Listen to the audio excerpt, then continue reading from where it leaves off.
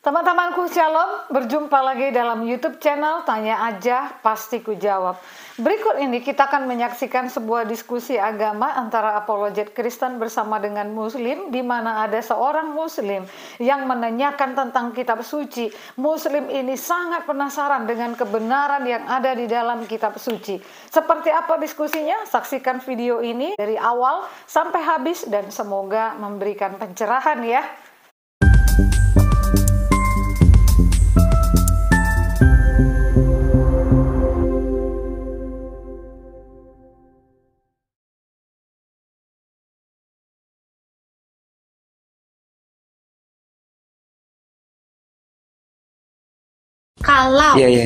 Kalau tanpa Muhammad, Allah ini nggak akan dikenal. Tapi Muhammad itu bisa dikenal tanpa Allah. Kenapa? Karena saya bisa memperkenalkan Anda tentang seorang Muhammad tanpa adanya Allah. Kalau kita tarik poinnya adalah yang ketergantungan di sini adalah Allah. Muhammad tidak tergantung Allah, tetapi Allah tergantung dari Muhammad. Kitab saya itu semuanya bercerita tentang ini, tentang ini, tentang ini. Jadi Musa itu ngasih tahu nanti ya di dalam Kejadian 3 ayat 15 nanti akan ada keturunan perempuan yang mengalahkan setan atau iblis. Si orang Kristen itu telah ada, sudah tersebar di seluruh bangsa sebelum ada kitab. Jadi ada dan tidak ada kitab ini nggak guna bagi kami. Ini hanya media, sarana bagaimana kami mengimani kisah tentang Yesus. Baki pekmut. Silakan, ya Kak Yusi. Assalamualaikum. Ya. Selamat sore Kakak. Sore ya Bang. Ini aku bener-bener nggak begitu tahu tentang Kristen, juga tentang di luar Kristen seperti aku Muslim. Ini pengen tanya aja, pengen kepo karena keluarga saya kan banyak yang Katolik ya, bukan Ortodoks, cuman Katolik aja. Saya pengen tanya bener-bener sama Kakak Agatha ini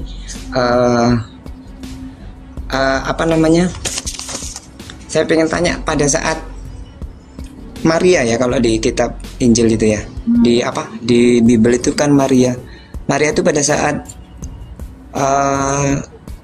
Yesus itu jadi manusia, atau Yesus itu pada saat umur kecil gitu reinkarnasi. Seandainya yang mana diinformasikan nggak sama Marianya, diinformasikan nggak kayak gini, nanti si Yesus ini bakal disalib sama orang Roma pada umur atau usia 33 tahun. Ada nggak Kak kayak gitu Kak informasinya Kak? Yesus sendiri yang ngomong Bang. Oh, Yesus sendiri. Kalau kita baca bagaimana Maria ya dikatakan ini. Ya. Nih. Di dalam Lukas ya. Di dalam Lukas 2 Bang dikatakan ya. Tiap-tiap tahun orang tua Yesus pergi ke Yerusalem merayakan Paskah. Ketika Yesus berumur 12 tahun, dia pergi ke Yerusalem seperti lazim pada perayaan itu.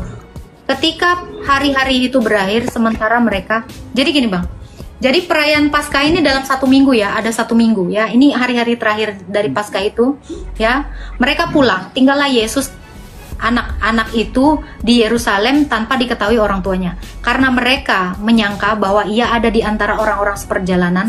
Berjalan mereka sehari perjalanan jauhnya, lalu mencari dia di antara kaum keluarga dan kenalan mereka. Karena mereka tidak menemukan dia, kembali lagi ke Yerusalem dan mencari dia. Sesudah 3 hari mereka menemukan dia dalam bait Allah. Ia sedang duduk di tengah-tengah para guru agama atau alim ulama, sambil mendengarkan mereka dan mengajukan pertanyaan-pertanyaan kepada mereka. Semua orang mendengar dia sangat heran akan kecerdasannya dan jawaban-jawaban yang dia berikan. Ketika orang tuanya, Maria ya, melihat dia, tercenganglah ia, lalu berkata, "Nak, mengapa engkau berbuat demikian terhadap kami? Lihatlah, bapamu dan aku dengan cemas mencari engkau." Jawabnya kepada mereka, "Mengapa kamu mencari aku? Tidakkah kamu tahu bahwa aku harus berada di dalam rumah Bapakku?" Namun mereka tidak mengerti apa yang dikatakannya. Lalu ia pulang bersama-sama dengan mereka ke Nazaret dan tetap hidup dalam asuhannya. Ibunya pun, Maria ya, ibunya pun menyimpan semua hal itu dalam hatinya. Yesus semakin dewasa gosip. Dia menyimpan seluruh apa yang dilakukan Yesus itu dalam hatinya. Terus pada saat ini Kak, aku benar-benar tanya ini ya, pada saat Yesus disalib, naluri seorang ibu itu ada nggak menangis, apa yang menjadi meriwayatkan? Ada ya? Ada di Alkitab, Yesus ada. di situ menangis, dan juga murid-murid yang lain ya. Ada tiga orang murid yang selalu ada di dalam setiap momen penting Yesus, yaitu 3 soko guru, Petrus, Yohanes, dan Yakobus. Ya, Yesus itu ketika disalib berkata kepada murid-muridnya ini, ya. Inilah ibumu. Dia berkata dan mengatakan itu kepada murid-muridnya. Lalu kepada Maria juga dikatakan, ibu, inilah anakmu. Jadi di situ Yesus ketika disalib disaksikan ibunya dan murid-muridnya. Apakah Maria menangis? Tapi Maria tentu menangis. Iya dong. Menangis ya? Iya dong. Dia bersedih dong.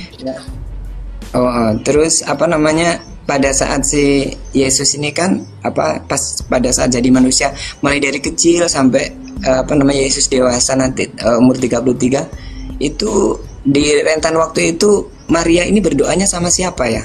Sama Allah apa sama Yesus apa sama Bapa apa gimana? Aku bingung bener, nggak tahu. Okay. Tadi abang bilang kan sebelum dia menjadi manusia, berarti dia sebelumnya apa? Allah. Jadi siapakah yang disembah Maria? Ya Yesus sebelum menjadi manusia, karena dia adalah Allah. Ya udah, selesai itu jawabannya. Jadi siapa yang disembah Maria sebelum Allah ini menjadi manusia? Yesus ini kan Allah, karena dia adalah firman yang satu di dalam Sang Bapa. Jadi siapa yang disembah Maria? Ya Yesus sebelum jadi manusia, karena dia adalah Tuhan. Oke, ini mau nanya lagi. Kalau di ini kan kita kalau dari sejarah itu kan banyak baca sih.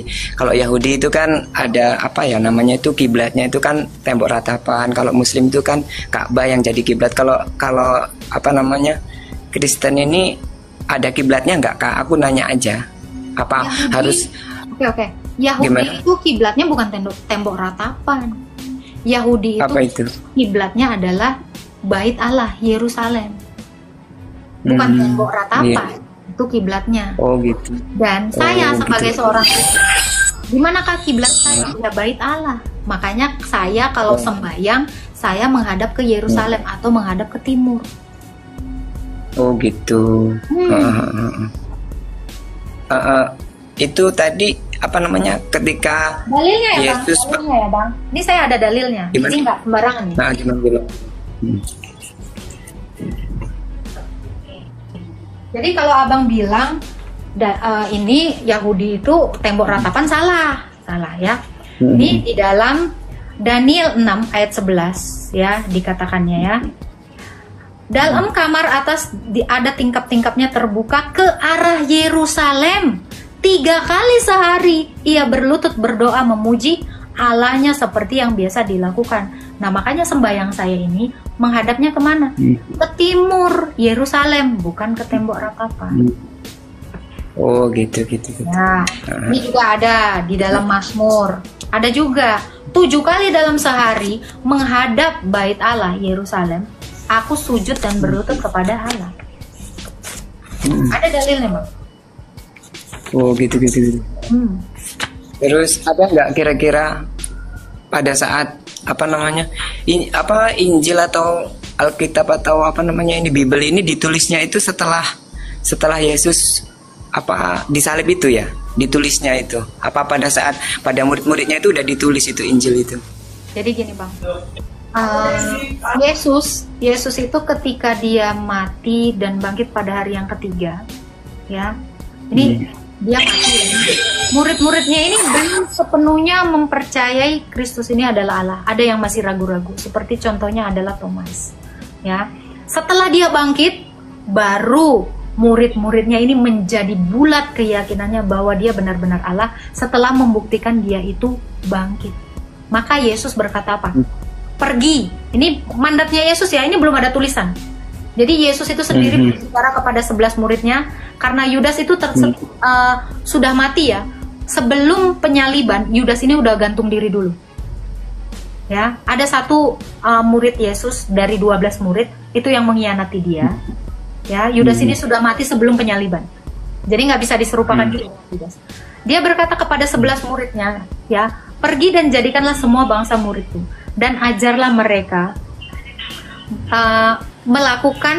pergi dan jadikanlah semua bangsa muridku dan baptislah mereka dalam nama Bapa, Anak dan Roh Kudus, dan ajarlah mereka melakukan segala sesuatu yang aku perintahkan kepadamu. Jadi yang dimandatkan oleh Yesus itu adalah mengajar mereka tentang apa yang kau lihat, tentang apa. Ya, setelah Yesus itu terangkat, dia kan 40 hari nih setelah bangkit. Dia bersama-sama dengan murid-muridnya, dia ke Galilea, menyusuri Galilea dan memberitahukan, aku hidup, aku hidup. 40 hari, bayangin, 40 hari berapa kota yang dia kunjungi untuk menyatakan, aku ini yang kau salib kemarin udah bangkit. Ya, lalu dari situ turunlah hari Pentakosta. Disitulah murid-murid ini menyebarkan Injil ini. Injil itu adalah Yesus ya Bang. Injil itu adalah Yesus. Kristus itulah kabar bahagia, kabar baik itu. Ya, diberitakan, ya. Lalu mereka menuliskannya. Pada saat itu pertama sekali yang menulis itu adalah Rasul Paulus. Rasul Paulus karena gini. Jadi orang-orang udah banyak nih yang percaya kepada Yesus, ya. Terus mereka ini ada masalah di gereja, ada masalah nih. Akhirnya Rasul Paulus itu menulis seperti ini ajaran Yesus, ditulis, dikirim surat kepada jemaat di Roma, ya, lalu di Tesalonika. Jadi dari situlah, dari ajaran lisan masuk ke dalam ajaran tulisan. Pertama sekali tahun 42, kalau nggak salah tahun 42 Rasul Paulus itu menulis. Nah, jadi Rasul ini menulis apa yang diajarkan Yesus itu dibimbing juga oleh Roh Kudus. Karena Yesus menjanjikan Roh Kudus, ya. Ada penolong lain yang akan menyertai kalian. Karena Yesus janjikan, aku akan menyertai engkau sampai akhir zaman. Bagaimana cara Yesus menyertai murid-muridnya? Dengan mengutus Roh Kudus yang datang dan keluar dari Bapa. Itulah yang menaungi murid-muridnya ini. Murid-muridnya ini kan orang-orang Galilea, cuman tahu bahasa Yunani koine saat itu. Murid-muridnya ini dihembuskan Roh Kudus sama Yesus, sehingga mereka bisa baca Arab, bahasa orang Partia, Elam, Mesopotamia, Mesir, Kapadokia, Pontus, Pirja, Pamfilia, banyak. Semua negara bangsa yang dia datangi, mereka bisa berbahasa itu, termasuk bahasa Arab. Nah itu.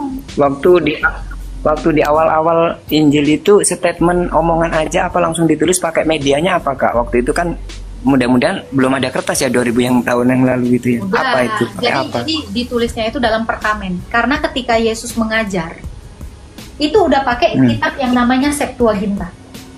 Pakai Taurat, kitab nabi-nabi dan Mazmur. Nah, namanya Septuaginta. Ini dalam bentuk gulungan, perkamen. Jadi dulu tuh dalam kulit apa gitu. Itu gulungannya itu banyak, perkamen itu banyak tumpukan, ya. Saat itu sudah ada tulisan, sudah, karena zaman Yesus itu bukan zaman prasejarah, tapi zaman sejarah. Zaman prasejarah adalah zaman orang belum mengenal tulisan. Zaman sejarah, zaman orang sudah mengenal tulisan. Jadi di zaman Yesus itu apakah sudah ada tulisan? Sudah. Makanya Yesus itu mengajar, dia membawa kitab yang bernama Septuaginta. Itulah Taurat, 5 kitab Musa, Taurat namanya. Dan kitab nabi-nabi, juga Mazmur Daud. Ada kitab orang-orang jujur, Makabe, Tobit, Sirach, apalagi tuh banyak ya. Nah itu jadi Yesus itu sudah mengajar menggunakan kitab Septuaginta. Lalu para rasul itu pun mengajar dengan kitab Septuaginta.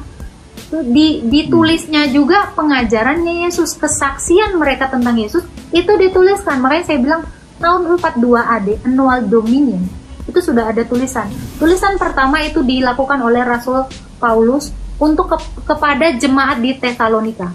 Makanya Rasul Paulus itu menulis 2 surat kepada jemaat di Tesalonika ada 1 dan 2 Tesalonika. Itu adalah tulisan yang paling tua setelah Septuaginta. Nah, setelah itu diikutin, Petrus juga menulis, Lukas juga menulis, Matius juga menulis, Markus juga menulis.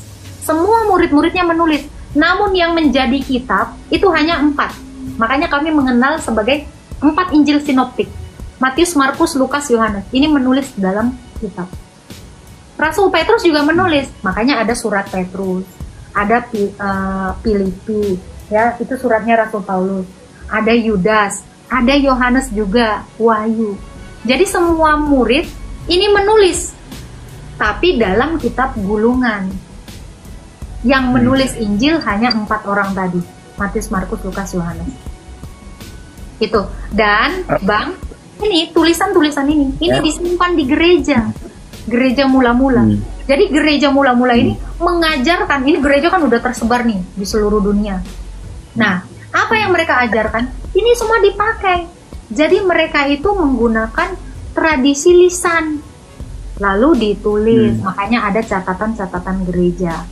Makanya sumber imannya orang Kristen tidak hanya ini, Bang. Ada yang namanya kitab Didache, ada yang namanya kitab Holorogion, itu tentang liturgi. Ada yang namanya Panarion, bidat-bidat siapa aja yang dilawan oleh gereja. Itu. Jadi banyak. Jadi tradisi gereja itu turun-temurun sampai ke saya. Masih ada itu semua tulisan-tulisan rasul. Itu terjaga oleh gereja yang satu. Saya ingin tanya tentang Kristen sedikit aja, Kak. Apa orang Kristen itu percaya nggak sama ini, sama kitab, ya, apa orang Yahudi Taurat gitu, Taurat. Kalau di Muslim itu kan Taurat gitu. Taurat itu percaya nggak, Kakak? Oh, ini maksudnya ada nggak agak mirip-miripnya gitu sama yang ada di Injil gitu, Kak? Loh, itu tadi saya bilang Septuaginta itu Tauratnya Musa. Itu yang dipakai Yesus dan yang dipakai oleh para rasul. Septuaginta itu isinya itu, Bang. Namanya, makanya kami kalau Septuaginta itu dikenal di dalam bahasa Indonesia namanya Perjanjian Lama. Pernah dengar ya? Nah, itu Perjanjian Lama yang dimaksud itu adalah Septuaginta. Isinya itu terdiri dari 5 kitabnya Musa, ya, Kejadian, Keluaran, Bilangan, Ulangan, Imamat. Nah, lalu ada kitab nabi-nabi lagi, ada Ayub. Ada juga kitab pengkhotbah, kitab-kitab puisi, Kidung Agung, Mazmur, Yehezkiel, Yosua, terus Yunus. Itu semua kitab nabi-nabi itu kami pakai. Namanya Perjanjian Lama. Kalau kami dengan kata bahasa istilah Yunaninya itu namanya Septuaginta. Karena ditulis oleh 72 tua-tua. Makanya namanya Septuaginta. Itulah kitab Perjanjian Lama. Apakah kami pakai? Pakai. Justru kitab nabi-nabi itulah yang menubuatkan tentang Yesus. Jadi kitabnya Yahudi, Taurat, Mazmur, kitab nabi-nabi, Yeskiel, Yeremia, semuanya itu bercerita tentang satu orang, namanya Yesus.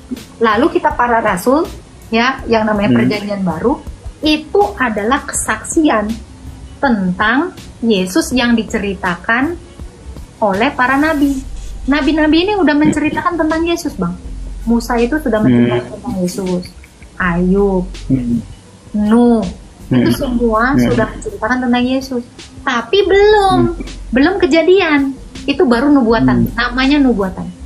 Lalu, apa yang dinubuatkan Nabi itu benar-benar terjadi. Itulah Yesus, dia yang datang dalam rupa manusia. Lalu itu dicatat para rasul. Makanya saya bilang, Alkitab saya, Taurat Musa, Mazmur, dan Injil, kitab-kitab para rasul, itu bercerita tentang satu orang, Yesus Kristus. Jadi kitab kami ini kitab kami ini kalau disimpulkan isinya semuanya tentang satu orang yang namanya ini. Kitab saya itu semuanya bercerita tentang ini, tentang ini, tentang ini. Jadi Musa itu ngasih tahu nanti, ya, di dalam Kejadian 3 ayat 15, nanti akan ada keturunan perempuan yang mengalahkan setan atau iblis. Musa sudah menceritakan itu di dalam Kejadian 3 ayat 15. Ayub menceritakan dengan kisah dia yang dia itu dicobai sana sini, Yesus nanti dicobai kayak dia. Musa juga ulangan mengatakan bahwa ada seseorang yang disalib. Itu namanya. Iya. Oke, ini mau nanya lagi, kalau di orang Yahudi ini kalau nggak salah itu kan ada hari Sabat, kalau di Muslim itu kan Jumat gitu. Kenapa Kristen itu langsung milih hari Minggu, atau memang ada di Injil Kak harus hari Minggu beribadatan yang permingguannya gitu Kak? Ada. Kenapa orang Kristen itu ya, kami kan mengingat hari Sabat, saya juga itu menguduskan kudus atau Ekaristi karena Yesus itu bangkit pada hari Minggu. Dia kan disalib hari Jumat. Yesus ini disalib hari Jumat. Terus sebelum dia disalib, Yesus ini bilang, nanti kau harus memperingati aku, kata Yesus ya, di dalam 1 Korintus 11 ayat yang ke-23 sampai 29. Nanti kau harus memperingati aku. Aku menyerahkan kurban persembahan untuk kau. Kau harus memperingatinya dan memberitakan perjanjian baru itu, kata Yesus, dengan melakukan Ekaristi. Jadi apakah ada dasarnya kami itu ke gereja hari Minggu? Ada, karena Yesus menyuruh kami memperingati dia, kematian dan kebangkitannya. Kan dia disalib hari Jumat, bangkitnya hari Minggu. Makanya kami, kalau kami Ekaristi hari Minggu, kami memberitakan akan kematiannya yang dia menyerahkan kurbannya, dan merayakan kebangkitan dia itu hari Minggu. Makanya kami dari Senin sampai Jumat, kami dalam sembahyang kami berlutut. Hari Minggu kami tidak berlutut, tetapi hanya memberikan penghormatan atau ruku. Kenapa? Karena Yesus itu bangkit. Nah itu. Jadi di dalam liturgi kami, kenapa kami hari Minggu? Karena Yesus yang nyuruh kami melakukan perjamuan hari Minggu. Sebab hari itulah dia bangkit. Dan itu hari-hari besar yang lainnya sudah ada di Injil juga ya Kak, seperti Natal, yang lainnya itu memang sudah ada di Injil semuanya ya Kak ya? Ada dong, di dalam Lukas dikatakan ya, hari di mana Yesus itu inkarnasi juga kami rayakan, di mana dia lahir. Di mana dia lahir itu 25 Desember dengan kalender Julian ya, bukan kalender yang sekarang. Kami itu merayakan merayakan kelahirannya. Dan kami biasanya itu berpuasa 30 hari sebelum menjelang hari Natal. Gini Kak, kalau tata cara saya tahu aku kan, kalau orang Yahudi itu kan biasanya kan gerakan-gerakan seperti itu. Kalau Muslim mungkin dia sholat seperti itu. Kalau di Kristen ada nggak ketentuan nih kalau beribadah itu harus berdiri, sujud, ruku gitu? Ada nggak itu kita panutannya apa di Injilnya itu ngomong kalau beribadah itu harus seperti ini dan harus dilakukan apa enggak gitu Kak? Ada banget. Ada. Ini namanya buku sembahyang kami, sembahyang harian ya. Makanya tadi kan saya bilang di dalam Daniel 6 ayat 11, kenapa kami sembahyang ya? Dalam kamar di atas ada tingkap-tingkap yang terbuka ke arah Yerusalem, 3 kali sehari berlutut. Ia berlutut berdoa memuji Allah. Jadi kami perintahnya adalah kami itu harus jam 6 pagi kami itu harus sujud menyembah Yesus. Allah Tritunggal. Kenapa? Karena Yesus pada jam 6 pagi dia bangkit dari antara orang mati.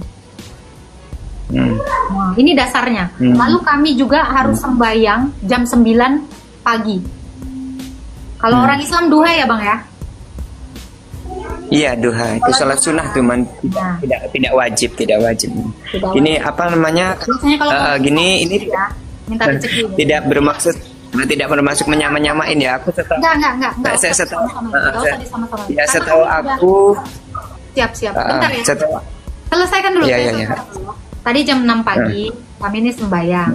Lalu jam 9 pagi. Kenapa kami jam 9 pagi itu sembahyang? Saya sembahyang jam 9 pagi. Karena jam di mana Roh Kudus itu turun. Ada ayatnya di dalam Kisah Para Rasul 2. Ada ayatnya. Lalu kami jam 12 siang juga kami sembahyang. Kenapa? Kami mengenang dan mengingat Yesus itu di kayu salib ya. Jam 12 siang. Di dalam Alkitab dikatakan Sekitar pukul 12, Yesus itu dinaikkan ke atas kayu salib. Lalu kami jam 3 sore juga kami sembahyang. Kenapa? Yesus itu menyerahkan nyawanya kepada Sang Bapa sekitar pukul 3. Sekitar pukul 3 Yesus berkata apa? Bapa, ke dalam tanganmu kuserahkan nyawaku. Mati dia jam 3. Lalu jam 6, Yesus itu diturunkan dari salib untuk masuk kepada pengkuburannya. Dia itu dikuburkan, dimasukkan ke dalam kuburan itu jam 6 maghrib. Makanya kami sembahyang. Lalu jam 8, kami mengenang dia tertidur di dalam kuburan. Lalu jam 12 malam, kami itu mengingat apa perkataan Yesus. Yesus nyuruh apa? Kamu berjaga-jaga, sebab pencuri itu datang di tengah malam. Jadi kami itu sembahyang tengah malam, itu mengingat Yesus bahwa kami harus berjaga-jaga. Jadi kami 7 kali dalam sehari kami sembahyang. Itu tadi jamnya. Nah, dasarnya ada semua. Dasarnya adalah Yesus. Nah, ini kan nambah wawasan saya ya Kak ya. Kalau di Kristen itu sebelum ibadah itu melakukan kayak gini kan, setahu aku sih taunya ya di TikTok, di YouTube itu kayaknya dibaptis itu. Kalau di Islam kan kayak di apa mandi taubat gitulah, kayak terus wudhu kayak apa gitu. Kalau di Kristen itu ada nggak itu apa namanya ritualnya sebelum berdoa gitu? Apa langsung aja pakai pakaian yang basing-basing atau gimana gitu? Ada, pakai banget Bang. Nih, itu ada di Mazmur 26. Kami itu harus bersuci dulu. Kami harus menahirkan diri dulu. Kalau orang Islam itu dia wudhu ya. Kami juga bersuci Bang. Jadi kami itu 3 kali nih Bang bersucinya sambil mengucapkan ya, aku hendak mencuci tanganku dalam kemurnianmu ya Tuhan. Tangan dibasuh 3 kali. Kenapa 3 kali? Tritunggal, Bapa, Putra, dan Roh Kudus. 3 kali. Lalu aku hendak melayani di depan hadiratmu, dibasuh juga sampai lengan 3 kali, kanan dan kiri ya. Lalu aku hendak memberitakan keajaibanmu, berkumur 3 kali. Lalu aku hendak menyuarakan pepujianmu, telinga disekat 3 kali. Lalu aku mencintai keindahan rumahmu, kemuliaanmu, tempatmu bersemayam. Jangan hancurkan aku dengan orang berdosa yang tangannya penumpah darah dan tangannya penuh pelanggaran. Basuh mukanya 3 kali juga ya. Lalu namun aku telah berjalan dalam kemurnian, dibasuh tuh telapak kakinya. Lalu tebuslah aku ya Tuhan, kakiku terletak di jalan lurusmu, dibasuh itu kaki sampai ke betis 3 kali masing-masing. Jadi sebelum kami sembahyang, kami juga sudah melakukan pentahiran. Ini tercatat di dalam Mazmur 26. Ada dalilnya. Iya. Ini Kak, ini yang terakhir ya Kak ya. Adakah jaminan Kak di entah di Taurat, entah di Injil, apa di Al-Quran itu ada nggak jaminan kalau bentar bang. Gimana? Ada Yani Umu F3, berarti Kristen nyontek Islam. Kak Yani, gimana ceritanya Kristen yang sudah ada di abad pertama nyontek Islam yang belum ada Kak Yani? Coba Kak Yani pikir dulu. Kak Yani Umu ya, pikir dulu. Gimana caranya kami orang Kristen nyontek Islam? Kami sudah lakukan ini di abad 1. Orang Kristen sudah lakukan ini di abad 1. Gimana caranya Bang? Gimana caranya Kak Yani? Kami nyontek kalian. Gimana ceritanya kami nyontek? Ini di dalam Mazmur Daud. Abang aja punya Mazmur Daud nggak? Jangan gitu ya, jangan gitu dong. Masa kami nyontek Islam baru ada abad 7 kok. Ini yang saya baca, nih Kak, kalau saya baca-baca ini kan ada Taurat, terus ada yang Injil, tapi Injil Barnabas Kak. Nggak tahu ini Injil apa ya. Ini pertanyaan terakhir aja.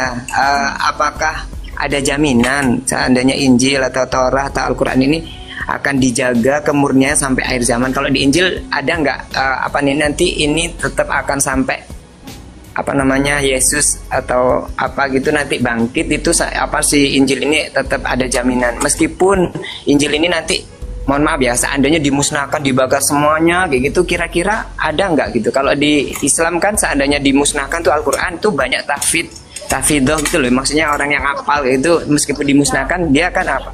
Nah terus untuk menjaga kemurniannya, nah gimana? Jawabannya Bang, Injil itu ini Bang. Gimana? Tadi kan saya sudah bilang Injil itu adalah ini. Injil itu bukan buku, Bang. Injil itu ini.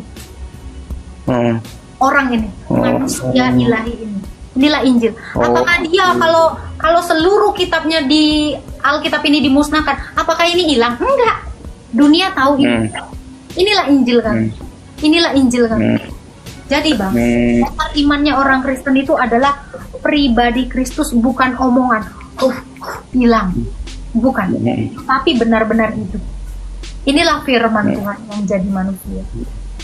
Jadi, makanya saya katakan, dimusnahkan Alkitab di dunia ini, Kristen itu udah berdiri. Saya kasih tahu sejarah ya, Bang ya. Saya kasih tahu sejarah.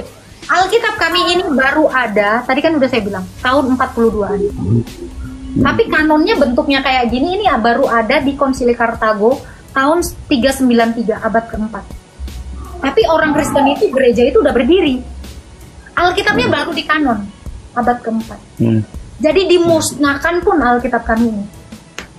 Orang Kristen itu tetap berdiri atas dasar ini. Fakta sejarah ini. Tapi kalau Injilnya sendiri, Kak, seandainya dimusnahkan gitu ya, kalau bahasanya nih yang kita pilih yang mana? Seandainya ini musnah semuanya, seandainya nih Kak ya, musnah semua terus udah gitu, apakah kita balik lagi ke itu pertama? Apa gitu? Abang mengerti ya, saya mau abang mengerti ya. Injil ini ada, Injil ini ada, Injil sinoptik ada, karena ada ini. Kalau tidak ada gitu. Penyaliban, nggak ada Injil. Berarti dasar iman kami bukan tergantung kitab. Dasar iman kami gitu. Penyaliban Yesus. Ya, jadi orang Kristen itu telah ada, sudah tersebar di seluruh bangsa sebelum ada kitab. Jadi ada dan tidak ada kitab. Ini nggak guna bagi kami. Ini hanya media, hanya sarana bagaimana kami mengimani kisah tentang Yesus. Oh gitu, iya. Sekarang ini saya tanya sedikit ya, tapi mau dijawab mau nggak boleh, Bang. Kira-kira bisa nggak abang mengenal Allah tanpa Muhammad? Kalau saya sih informasinya pertama kali ya bisa saja dari alam aja kalau saya. Tapi masalah apa namanya ininya ya, ibadahnya apanya gitu kan yang ngasih informasi nabinya, rasulnya yang memang pesuruhnya lah. Nabi Muhammad itu kan pesuruhnya Allah aja kan, karena nabi ini kan manusia biasa gitu. Tapi kalau seandainya nih nabi pun nggak ada, saya mungkin kalau saya berakal gitu ya, ini kan berandai-andai aja kan. Nah, gini kan berandai-andai. Gini, apa namanya? Dengerin dulu ya. Fokus. Bisa nggak abang mengenal Allah, abang menyembah Allah, kan abang menyembahnya pakai sholat nih ya, betul? Kan? Terus melakukan zakat apa segala macam. Bisa nggak abang menyembah Allah, mengenal Allah tanpa Muhammad? Bisa Kak. Caranya gimana Anda mau sholat? Karena kan tidak ada kan gini. Allah itu kan, nah gimana? Ini ada karena Muhammad bukan? Kalau tidak ada Nabi Muhammad yang mewahyukan, ini ada nggak kira-kira Quran? Bisa jadi ada karena Allah Maha Kuasa, Kak.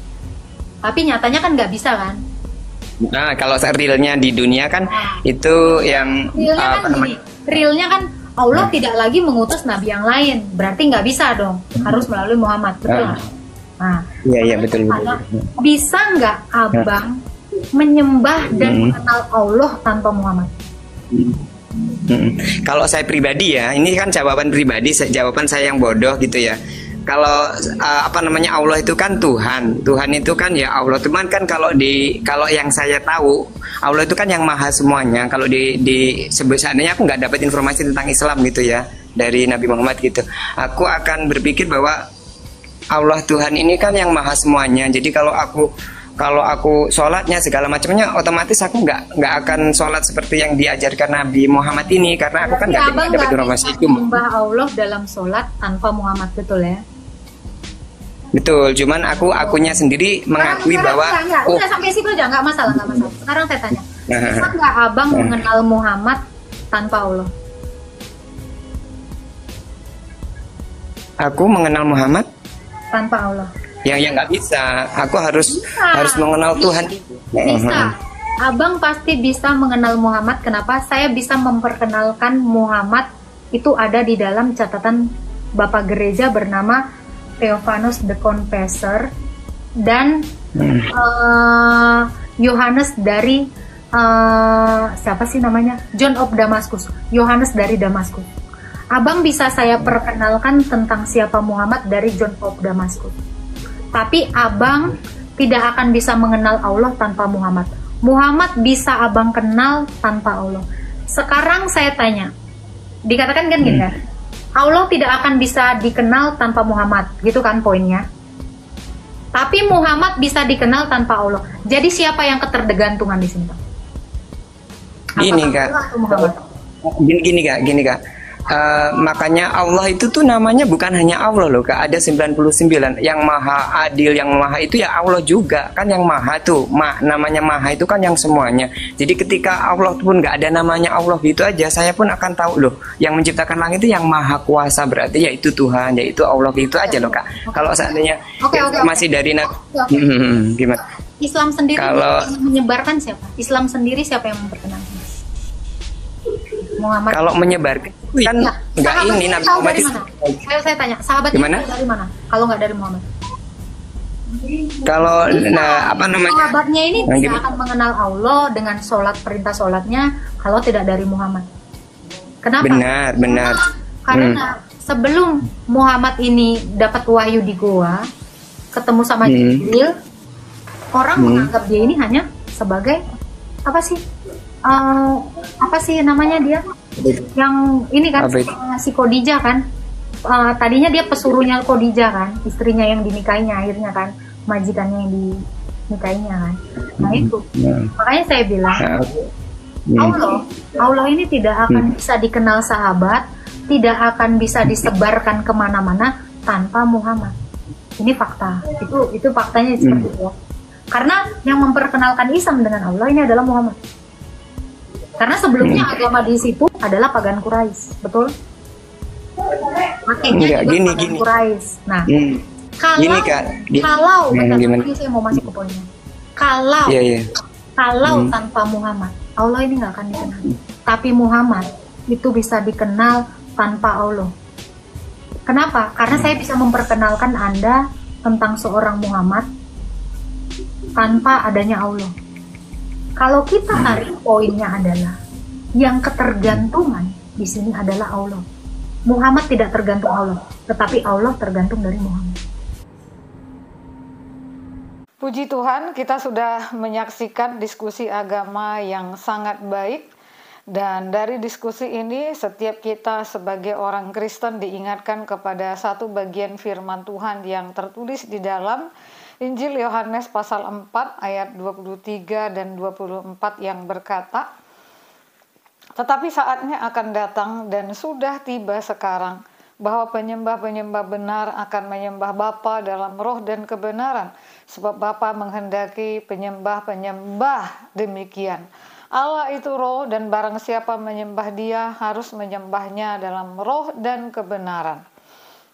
Teman-teman, berdasarkan firman Tuhan ini kita dapat melihat dan kita juga dapat mengetahui bahwa sesungguhnya menyembah Allah tidak lagi harus berdasarkan kiblat ke Yerusalem, tetapi kita bisa langsung kepada Tuhan Yesus Kristus, karena sesungguhnya kiblat yang sejati itu adalah Tuhan Yesus, dan Dia hadir dimanapun, Dia ada dimanapun setiap orang percaya berada, sehingga setiap kita bisa sembahyang ataupun beribadah ataupun berdoa kepada Tuhan Yesus tidak lagi berdasarkan arah-arah tertentu, ya. Jadi teman-temanku, jangan lagi merasa bingung kemana saya harus doa atau ke arah mana saya harus beribadah, tetapi beribadahlah kepada Tuhan Yesus yang merupakan pusat penyembahan daripada setiap ibadah orang percaya. Tuhan Yesus memberkati.